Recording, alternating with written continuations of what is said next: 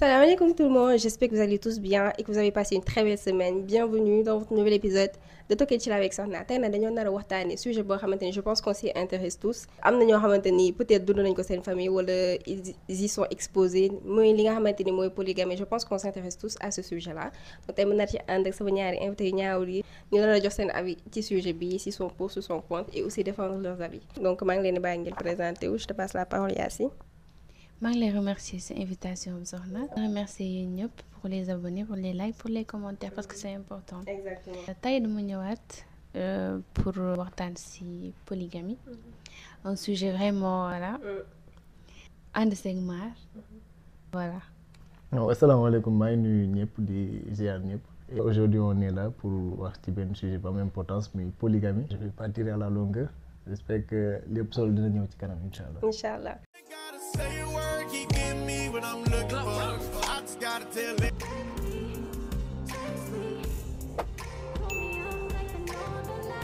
Question bi ma leen di njëkk a posé yéen ñaar ñëpp mooy qu'est-ce que vous pensez de la polygamie. yow Mar yow laa njëkk a posé question bi lan nga ci xalaat. La polygamie déjà lu présente la suñu société.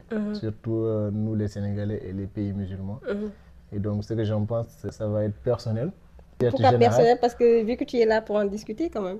Oui mais juste je donne mon avis sur un sujet boo xamante ni tey voilà ku nekk sous ton angle mën nga ko gisee neneen et mën nga ci am beneen perception. Ok. Mais je pense que lu am importance la que lu ñu war a leeral la et que lu semer benn confusion la dans les foyers et tout et que voilà peut-être que suñu intervention dina ci am solo tey. Exact. Yacine loo ci xalaat. Polygamie déjà en dehors de ñun lu ñu ci xalaat suñuy avis et tout ça c'est loo xam ne amuñ ci choix la parce que déjà yàlla moo ko santaane de base. Après ça on est d'accord ou pas on verra au cours de la discussion. Donc on en vient même. Toi est-ce que tu es pour ou contre la polygamie? Sincèrement je suis contre. D'accord. Mar, toi tu es pour ou contre la polygamie? Je crois que c'est une question boo xamante ni genre duñ ci répondre de manière directe parce que il y a différents facteurs yoo xamante ni day justifier suñu réponse ñoo rek ne pour ou contre day xaw a brusque. Non mais quand tu dis ça c'est pourquoi on fait parce que par exemple quand tu es dans ces débats c'est pour défendre ton avis. Oui. nga ne li xalaat bi laa am lañ moo tax ma xalaat ko moom elle a dit qu'elle est contre. Bah, T'es moi contre? évidemment je suis pour. Du coup c'était C'est la pour question la si tu es polygamie. pour ou tu es pour la polygamie. Bien sûr. D'accord. Léegi yow Yacine vu que tu es contre pourquoi tu es contre la polygamie? Moi je dirais pas que je suis contre la polygamie mais plutôt je suis contre les injustices qu'on subit, les injustices qu'on voit dans les mariages polygames. Parce que tout le monde n'est pas pareil. Tous les hommes ne sont pas responsables. boo xoolee yenn góor ñi ñooy tilimal ñooy gën a tax genre jigéen ñi. duñ bëggati di nekk dans un foyer polygame. Voilà exactement. Donc c'est pas qu'on est vraiment contre la polygamie mais je dirais qu'on est contre maanaam la mauvaise gestion de la polygamie. Et yow tam Mar bu fekkee tu es pour pourquoi tu es pour la polygamie? luñ autorisé la. Mais ça veut pas dire que dafa obligatoire wala Voilà. dafa facultatif. Exact. Juste que c'est une possibilité c'est un droit boo xamante ni nit ki am na ko. Donc libre à chacun nag de pratiquer ou pas. Ok. Mais je suis d'accord parce que c'est une recommandation pas une recommandation divine mais c'est une autorisation divine. Donc je ne peux qu'être d'accord en tant que musulman et en tant qu'un homme qui est doué de raison. Donc voilà j'argumente sur ce plan-là. Et du ma jël lépp xëcc ko ci côté religion parce que voilà on peut pas sortir de ce cadre c'est vrai parce qu'on est des musulmans. Mais également c'est un avantage social on va en parler. Avantage Parce social que, comme loolu voilà, dinañ ci on ñëw va en sax parler. après oui on en viendra. Donc je suis d'accord pour lu bari loo xamante ni am na ko et on va développer. Ok. Du coup toi tu disais qu'il y a des avantages sociaux là-dedans et je pense même qu'on en est là parce que vu que toi tu es pour toi quels sont les avantages de la polygamie comme tu l'as si bien dit? Pour les avantages il y en a plusieurs. Ah ouais? Bari na. Ok. Voilà c'est pas pour prendre la partie des hommes mais juste que lu bari la parce que non seulement bu ñu xoolee tey circonscription géographique bi on est moins nombreux que les femmes hein. Ça c'est un argument. ku góor ki boo amee sa jabar am maa ngay dund polygame daal. Polygame autant pour moi. Dans ce cas bu fekkee yow nit ñi nga xamante ni mooy sa soxna yi nga xamante ni tànn nga leen. Soxna yooyu noonu tey ñëw neen pour sëy la te bëgg la te yàlla rek tax maam dinañ def le tout ba sa foyer normal ba sa foyer nekk loo xamante nii voilà du doon foyer ay yi nga xamante ni da nga koy dégg mun naa ne day dépendre ci ñaari côté yëpp muy ku góor ki ak ku jigéen parce que charge yëpp duñ ko jël yan ko ku góor ki kase parce que ku jigéen ki aussi ci la bokk et tey nit ki ngay tànn parce que nit da nga koy tànn leen wax donc doo dem rek gis benn soxna ñëw takk ko noonu sans pour autant nga xam ndax kii ëllëg dina la mun a yoral sa kër wala de waaye bis bu fekkee ni nit kooku noonu mun na la yoral sa kër et que bëgg na la déjà parce que c'est ça le plus important maam dina toog sëyal la et sëyal la ça veut dire gérer sa foyer ak képp ka nga xamante ni indil ko wala képp ka nga xamante ni fekk na ko fa donc loolu stabilité parce que jàmm dara dàq ko et que jàmm bu amee ci sëy maam te polygamie duñ ne avantage la wala foofu lay jóge wala maam mais polygamie am na ñaari jigéen ñëw neen te on sait que dans la société sénégalaise jigéen duñ nangu bokk mais bis bu demee ba am nga jëlee ci loo xamante ni résultat positif la mun nañ ne avantage polygamie la parce que day doon exemple sax ci yeneen góor ñi ak ci yeneen ba bien sûr nga may xool non attends li ma métti mooy da nga ne mën na inspirer yeneen góor yi ñu tax ñu def ko mais góor ñooñu est-ce qu'ils sont autant responsables que di góor ki téye foyer ça je te dis que c'est une possibilité maam exemple lay doon mais du doon exemple boo xamante ni c'est valable pour tout le monde moom li mu wax nii man mi sax je suis d'accord en fait mën na jox envie ñeneen ñi pour ñu dugg si dugg ci polygamie pour ñu dugg si polygamie bu nekkee gis nañ ni waaw famille moom juboo nañ et tout ça mais dañ naa automatiquement maar dal nga si mais en fait ñoom liñ dul xam lan mooy piège bi mooy maar nan la mel lan mooy jikko maar effectivement lan mooy maar nan lay comporté wu ak ay jabaram ak maar ñan la tànn maam ñan la tànn ak maar nan la leen yoree loolooy problème c'est-à-dire que tey am na góor ñu bari Sénégal da nga leen a gis ñu ne waaw man dama bëgg a nekk polygame ñu ne leen y a des conséquences ñu ne non gisoo kii nii am na jabar te pourtant jabaram yi dañoo déggoo alors que ñoom ils ne font pas l'analyse qu'il faut donc oui ça c'est vrai ça c'est vrai mais du doon exemple comme ni ma ko waxee exemple boo xamante ni tey valable pour ñëpp ko polygamie booy xool li ëpp ci population bi muy jigéen dañ ko contre donc boo gisee benn lu réussir mun na la xaw a c'est ça mais en fait ni nga ko waxee de mel ni comme si da nga ko idéaliser ba góor gu ñëw rek gis ñu dégg après nga ne d'accord dinaa dem takki xam sa bopp ah pour yow est-ce que am na beneen avantage boo xamante ni am na si polygamie bah oui avantage psychologique déjà comme parce que tey bu sa kër nekkee psychologique chez qui merci chez l'homme mais aussi chez les femmes ah oui bien sûr ok non mais chez les hommes et chez les femmes parce que tey chez les femmes comment bah su ma nee avantage psychologique déjà elle a posé la question moi j'y pensais d'ailleurs parce que du ci ku góor ki kase man ku góor ki bu këram nekkee si jàmm déjà xelam dal na voilà mais ku jigéen ki tamit avantage mën na nekk parce que ku bëgg jàmm wax dëgg yàlla sa kër bu nekkee si jàmm war nga nekk si jàmm tamit psychologiquement tu es bien parce que sa jëkkër mu ngi lay toppatoo maam yow gënale wuñ la ak ki nga xamante ni moom nga dëkkal ci kër gi yaa ngi comprendre maam ku góor ki bu respecté ay responsabilités yow doo sentir benn injustice. yow laa doon xaar nga wax en fait. man dundaguma polygamie. sa xel bu gàtt jigéen bi doo lay réfléchir rek. Bah, mais j'espère un avantage psychologique. En fait, faut pas confondre les émotions avec situation. C'est deux choses différentes. Bon, psychologiquement, tu parles plus de l'émotion. Tu ne peux pas dire que Digen parce que jëkkëram dafa ko yemale ak wujjam psychologiquement elle est contente parce que soi-disant nit ku bëgg jàmm loolu daf ko war a neex loolu en fait c'est faux. Ah oui, comment? Parce que polygamie, tu peux bien vivre ta polygamie. Tu peux être dans de très bonnes conditions dans la polygamie. Mais en fait, dans ton cœur, tu peux pas être totalement épanoui dans ce mariage. Personne n'a envie de partager son mari.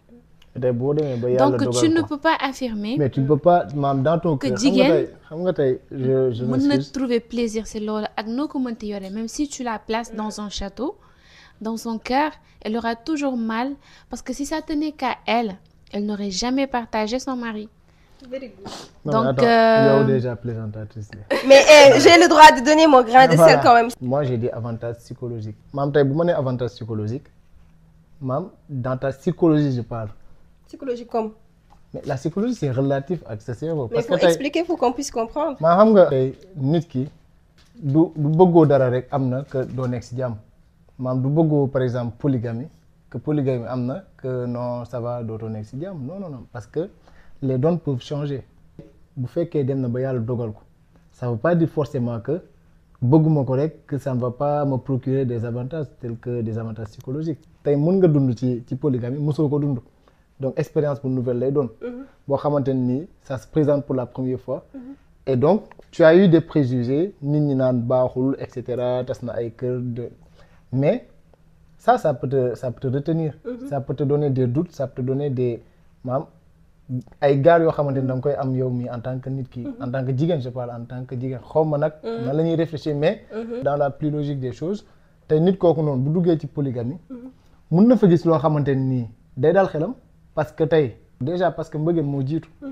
polygamie du contrat polygamie du loo xamante nii dañ la koy forcer maam bu jaaree yoon da ngaa gis nit ki nga bëgg ko parce que góor nag du la takk te yow bëggoo ko quand même ñen waxante dëgg donc góor boo demal sëyal ko. góor du la takk te bëggoo ko. mais boobu sax beneen débat la. je veux dire góor boo dem ba sëyal.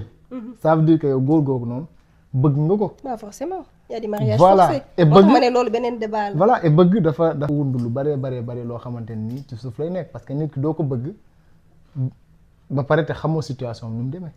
comme déjà yow tey je donne l'exemple Yacine nit du ñëw di la labat si te doo jéem a gëstu situation bi ba xam am na jabar wala amul jabar. on est d'accord. Bah si tu te laisses emporter ça importe mais di nga xam situation. déjà di nga xam ni kii amoon na jabar. wala si tu es ta première femme sa deuxième sera certainement que góor googu noonu am na jabar. et malgré tout ça il a accepté de vivre la polygamie. et dans ce cas là bu duggee ci polygamie ça veut pas dire que polygamie bi daf koy semer inconvénient parce que góor ki bu nekkee responsable na bu fekkee matale na li nga xamante ni l'islam moom la te comme ay conditions.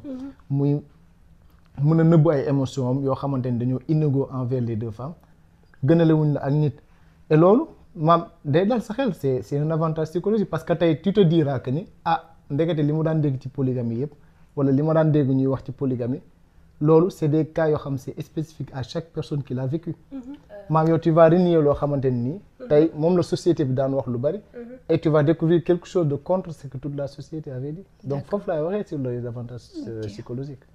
D'accord. Pour tënk la question était les avantages de la polygamie. yow selon toi ku góor ki bu yemalee ñaari jabaram moom dina am jàmm parce que ay soxnaam ñu ngi ci jàmm mais soxna yi aussi psychologiquement dañuy nekk ci jàmm parce que d'après ta logique jàmm jooju noonu war naa tax ñoom jigéen ñi ñu sentir genre épanoui dans la relation. Tu m'as parlé de psychologie, j'ai bien compris. Mais en fait, j'essaie de faire la part des choses. C'est pas une contradiction, mais c'est plutôt une nuance. Moi, ce que j'essaie de t'expliquer, ça dépend de la position de la femme après. Si tu parles de la deuxième femme, lol, ça peut lui aller.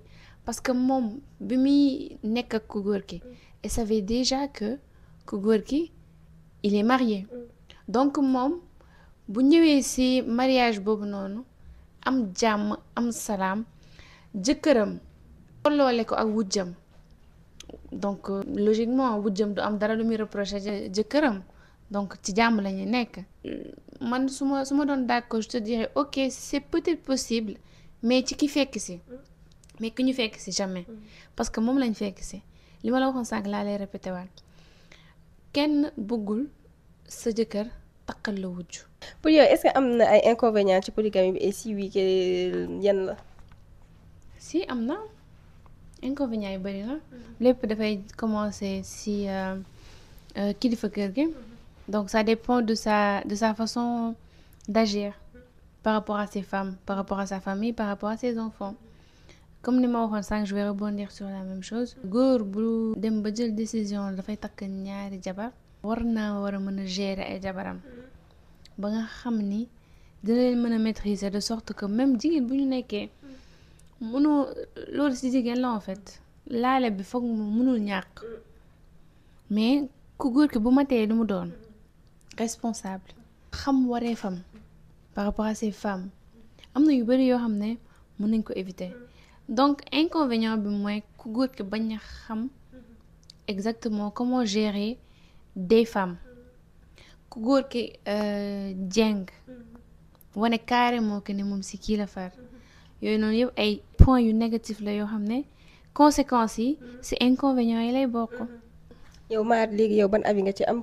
ba inconvénients yi bari na bariwul. financier. merci. les inconvénients financiers. parce que tey jabar charge la qu'on se dise la vérité. nit ki rek yow sa bopp charge nga pour yow. donc rawatina nga jël beneen nit ne yaay assurer dundam responsabilité et tout. tey bu ko sa doole matewul nga def ko. donc loolu ava inconvénient financier lay doon. il y a aussi d'autres inconvénients muy des inconvénients psychologiques parce que tey sa kër bu tàkkee jaam amu fa du ngeen nekk ci jaam foo toll yaa ngi xalaat boo génnee yàkkamtee ñëw parce que toujours jiyee mun na am parce que diw soode na diw soode na wujjam diw rey na jëkkëram diw def na lii donc loolu polygamie la parce que ku am wujju tu es dans la polygamie et tey bu fekkee am na faay ci responsabilité et dund bi ngeen dund mun na indi ay zizanie yoo xamante ni psychologiquement du ngeen nekk ci jàmm mais aussi il peut y avoir des inconvénients yoo xamante ni c'est d'ordre social au regard de la société genre tu es encore un échec face à la polygamie maanaam tu renforces les arguments yi ñuy wax que ni polygamie baaxul que nit du ko def nangam que ça veut pas dire que baaxul mais yow da nga yokk ci xar mi karaw loolu la ñuy wax donc ça c'est autre chose même ba say doom mun na am ay inconvénients même sa famille sa yaay wala maam ñi la entouré mun na am ay inconvénients exactement mystiquement parlant et tout très bien voilà et bari na daal bariwul bala noonu laa ko xalaatee te beneen inconvénient mooy yow say njaboot suñu jubóowul boo deewee genre sa ginnaaw ça va créer que des dégâts héritage parce que déjà faire héritage jaral na am na ñoo xam jaral na leen lu ne ça va créer des conflits des problèmes ay njuuj njaaj liggéeyante parce que nit ñi bokkuñu mën nga nekk koo xam ne des envieuses ñoo xam ne ils sont avares ñoo xam ne doyloowuñu bëgg nañ àdduna ak li ci biir c'est des choses yoo xam ne ça peut être négatif dans la polygamie maanaam yow tu as créé des dégâts quand tu as été là tu pars et tu laisses les dégâts derrière toi je généralise pas nag c'est pas le cas de tout le monde mais am na daal di souligner ñaari inconvénients yoo xamante ni man pour man war nañ ko mën a souligner mooy déjà mystiquement bi buñ ciy wax li ma metti mooy parfois dafay toucher plus les enfants tey da ngay gis ay xale yoo xamante ni dañuy nekk seen digg ndaw commencé di construire dara di construire seen avenir seen jàng ñu yàqal leen ko lu tax parce que wujju yaay moo ko liggéey da doon am noti baax moo doon raw ay mag rakkam ak ay magam et aussi beneen côté bi nga xamante ni bëggoon naa ci souligner mooy man personnellement je te parle lan laa duddi ci polygamie c'est-à-dire que tey mën nga am jëkkër boo xam mën na la kilifa mën na gérer foyer bi dans la partie visible de l'iceberg mën nga gis que ni tu peux croire qu'il y a une bonne entente et tout alors que en dessous y a que des pots cassés c'est-à-dire que yow mën nga ñëw sax en tant que co-épouse nga ñëw nga ne d'accord kii naa ko jàppee sama sœur naa ko jàppee sama mag sama rakk xam nga amul benn problème nga ñëw bienveillante et tout mais kooku noonu en face tu sais pas ce que tu as kooku noonu mën na dem di la liggéey di ñëw ànd ak yow sa xarit laa sali mais mu lay def yu bon yoo xamante ne tey xamoo ëllëg man lan la mën a jural te xamoo aussi lan la mën a yàqal léegi est-ce que vous pensez que polygamie mën na rendre une famille stable mën na rendre famille stable dans la mesure où ci ñaari côté yëpp ñu respecter je dis bien respecter di leen seen religion digal et que ku góor ki surtout ku góor ki parce que polygamie moom la gën a intéressé parce que moom la ci yàlla di waxal bu matalee li nga xamante ni tey yàlla teg na ko comme charge comme condition dans ce cas il peut y avoir une stabilité autant pour moi et aussi de la famille dans sa généralité. Exactement. Moi je pense que ni loolu war na mën a nekk voilà Yacine yow loo ci xalaat sincèrement je vois pas je vois pas en quoi la polygamie peut stabiliser une famille bu ko stabiliser ça veut dire que la famille était déjà stable avant muy dugg ci polygamie mais moi je vois pas en quoi la polygamie peut stabiliser une famille à condition que peut-être ils étaient pas bien ku góor ki fexe ba takk ñaareel boo xam ne ku am xaalis la mu koy financer xëy na xanaa cadre boobu mais en vrai si c'est vrai ce qu'elle dit c'est vrai parce que góor ñi léegi li ñuy wax mooy du ma takk la majeure partie dañ naan du ma takk cas social donc ku takk aaw sa cas social ngeen galère ba sonn bëgg riche leen nga dem uti koo xam ne yor na ba pare. est-ce que semer instabilité ci famille. waaw. et bu fekkee famille bi dafa instable woon avant polygamie. mu gën ko empirer. très bien mënoon na fekk famille bi stable mu ñëw gën a stable.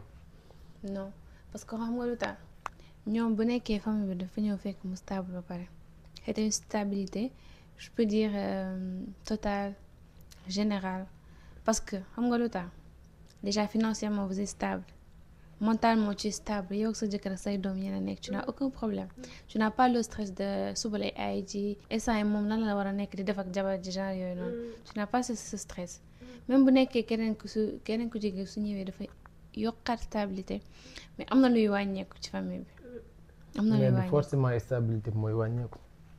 Bah je veux dire que ni nga nangoo. juste expliquer que stabilité ça touche à la fois émotion nit ki psychologie nit ki lu muy ressentir ak financièrement. Je suis d'accord mais je te dis que ni nga nangoo que ni stabilité maanaam instabilité polygame mën na ko yokk c'est la même manière que stabilité polygame mën na ko indi ci famille. mën na ko indi comme mën na ko renforcer. man boo waxoon mën na ko renforcer d'accord peut-être même. d'accord mën na ko renforcer mais mu indi ko. oui peut-être on peut nuancer mais mën na rendre une famille stable xam nga c'est ça la question. maam rendre une famille stable. c'est que famille bi je suis là pour faire la belle en fait. exactement respecte et fais la belle l'émission, parce que tu es belle en fait.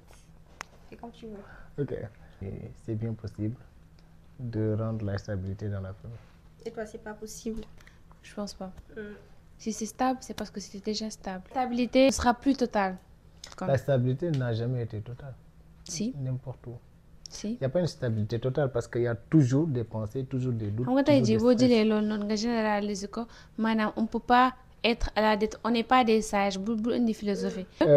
On ne peut pas avoir maanaam le savoir de tout. Seul Dieu est sage. Mais fii nii dans cette condition il faut se dire qu'est-ce qu'il faut pour être stable dans un foyer. On parle pas de vie, on parle pas de philosophie. On parle d'un foyer. Qu'est-ce qu'il faut pour être stable dans un foyer?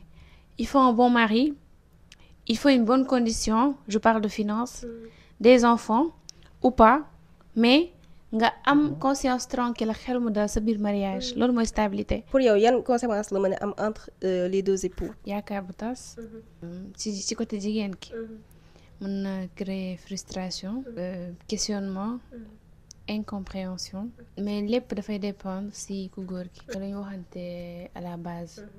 Parce que bu nekkee à la base tu lui as vendu du rêve, tu lui as fait croire que voilà yow kese la yow dong la et tout juste pour la conquérir nga dem ba si biir respecté woo sa kàddu loolu bien évidemment trahison la. Mais même en dehors du fait que joxo ko promettre woo ko dara ça reste un couteau dans le cœur en fait.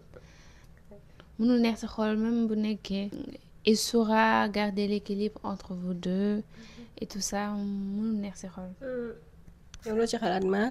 mun na yàq seen diggante à condition que à la base ku góor ki jaay ko du rêve comme ni ko waxee wala ku góor ki defoon ko ay promesses ku góor ki joxoon ko kàddu en général mais aussi il faut pas juste dire bu ñu nee conséquence rek que ñu jàpp ni lu néfaste la mun na nekk lu positif donc ça peut ne pas altérer la relation entre la femme et l'homme parce que sànq wax neen ko ci stabilité bi polygame mun na créer stabilité sociale et que dans ce cas-là ça ne crée pas un fossé entre l'homme et la femme mais au contraire ça participe au renforcement de leur lien et de leur union parce que lu am la xam nga tey bu ñu nee conséquence rek la plupart des gens dañuy jàpp ni conséquence c'est lu néfaste lay doon non du toujours lu néfaste parce que mën na nekk lu positif. li ma neex c'est que moom dafa jël polygamie bi rek idéaliser ko en fait. Non, moi je parle de manière générale et dans la manière générale il y a le possible. Et l'impossible. L'impossible, bah j'y pense pas, ça c'est personnel. Mais il faut être un peu réaliste quand même, non? Oui, en étant réaliste, il faut accepter qu'il y a le possible et il y a... L'impossible. Non, il n'y a pas l'impossible. Ah oui? Non, je ne pense pas. Manque de réalisme, monsieur. Merci beaucoup. Bah, ça c'est ton jugement personnel. Alors c'était un débat de notions. Bah voilà. Xam nga chaque mot a de sens que dans son contexte utilisé. Contexte bi ñu nekk nii impossibilité ak possibilité boobu fi nga ko bëgg teg ak débat bi nga ko bëgg yóbbu nekk fi. Donc tey jii nii bu nekkee da ngay wax dans le maanaam ci affaire àdduna. Rien n'est impossible parce que loo jéem xëcc bu daggul dikk bu nekkul ci domaine bi ça sera dans un autre domaine l'essentiel mooy il faut jamais baisser les bras il faut toujours tenter et retenter fii su doxul nga dem fay dans ce cadre rien n'est impossible mais fii nii si cadre polygamie d'accord si tu dis que ñoom ñaar mën nañ nekk dans de très bons termes ça dépend des personnes ñëpp bokkuñu yara ñi bokkuñu mais dis pas que c'est que ça c'est pas que ça en fait. C'est ma question bi c'est la question qui mérite d'être répondue en fait est-ce que selon vous un homme peut aimer plusieurs femmes? Non. Pourquoi? Parce que en fait c'est pas possible en fait parce que duñ ay robot ba nga mën a programmer que ni non mën naa bëggandoo ñaar ñi ñëpp parce que man maa décidé ne damay takk ñaareel non à chaque fois dina am koo xam ne moom nga gën a bëgg mais le plus important du loolu de parce que loolu aayul loolu c'est la nature de l'homme yàlla moo bindee noonu nit mais li ëpp solo mooy nga bañ koo fësal. Pour yow est-ce que c'est possible pour un homme d'aimer plusieurs femmes?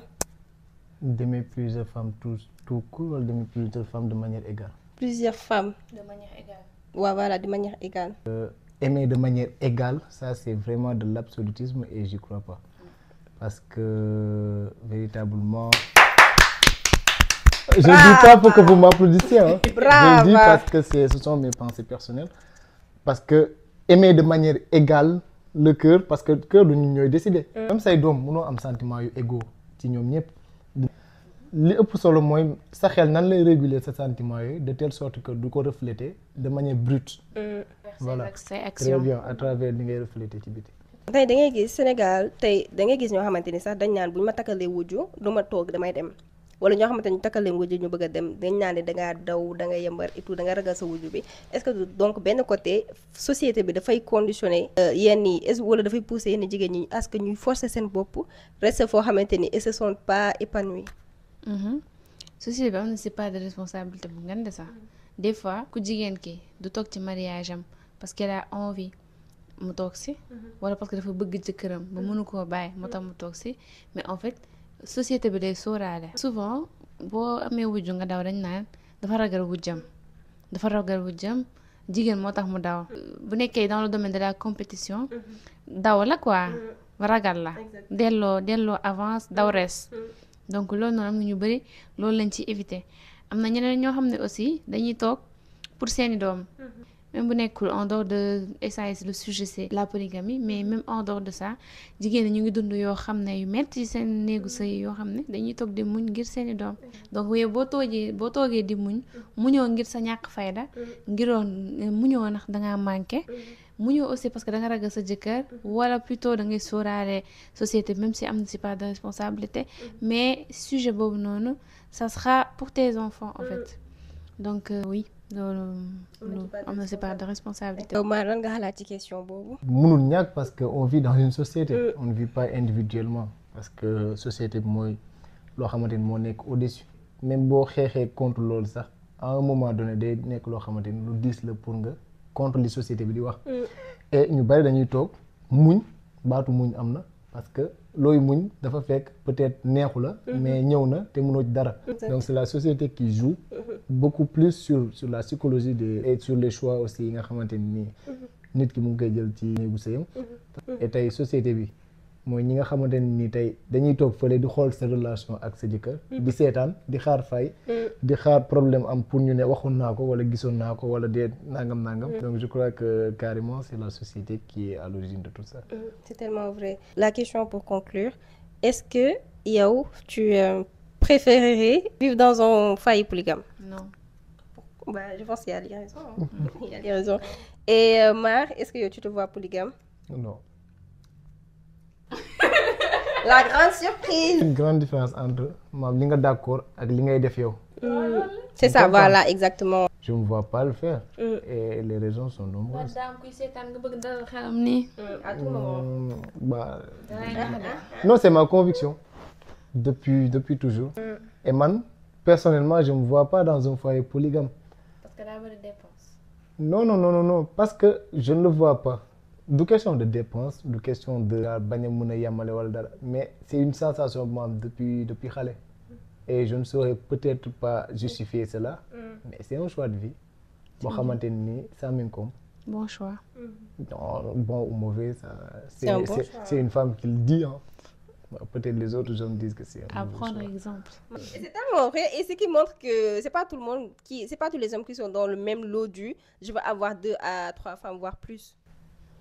Ouais, c'est vrai. jabar yu bëri problème la rek. Yacine yàlla lan moo sa dernier mot. Merci beaucoup kontaan naa. yow Mar. Bah, content, hein, parce que débat là, et ça a stimulé nos réflexions. Et de le remercier encore une fois ci temps bi ngay jël di consacrer lépp ci émission yi. Voilà, j'espère qu'un jour ça va être réussite. Amiin amiin. Boo xamante ni nañ la dégg fépp. Et loolu lañ Inch'Allah. lay ñaanal ah. Et vraiment c'est très important ñu profiter wax suñu xalaat et tout. En tout cas merci à toi, merci à Yacine. ma naan sax dara bon merci à Yacine tout court. Du coup lan moo nekkoon. sama dëkkandoo bi. ma la nga bëgg si xolam. Du coup li mu nekkoon épisode bi tey bi j'espère que vous avez bien aimé et que vous vous êtes régalé. Bu fekkee ne da ngeen a am ay points de vue aussi vous pouvez les partager dans la section commentaires. Merci beaucoup pour les likes, pour les commentaires, pour les partages et tout ça et pour les abonnements. Je vous donne rendez-vous ou on vous donne rendez-vous dans votre prochain épisode de Talk and Chill avec Sokhna. Bisous.